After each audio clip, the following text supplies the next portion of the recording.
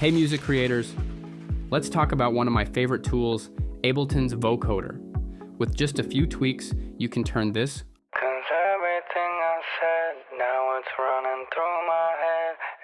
into this.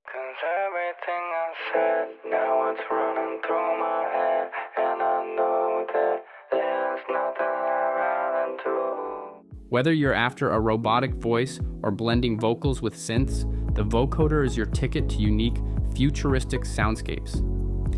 Ableton's vocoder works by mixing the rhythm of your voice with the harmonics of a synth or instrument, creating that signature talking synthesizer effect or something entirely new. Key features. You can choose from carriers like external, ideal for robot voices. Formant shifting to alter vocal characteristics like changing the apparent gender of the voice. Use the unvoice control to make sure sounds like F and S come through clearly in your vocoded sound. Pro tip: sometimes just talking into the vocoder instead of singing gives better results. Everything I said, now it's running through my head, and I know that there's nothing I'd rather do.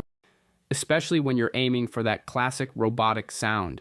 Running through my head, and I know that there's nothing I'd rather do. This approach often adds more rhythmic clarity, helping your vocoded voice stand out in the mix. For a singing synthesizer effect, drop vocoder onto your vocal track, add a synth on another, and set the vocoder's carrier to external. Speak or sing into your mic while playing the synth, and voila, you've got that iconic vocoded sound. A bright sawtooth synth patch often works best for clear vocals. Also, enable Enhance for a brighter, more polished sound.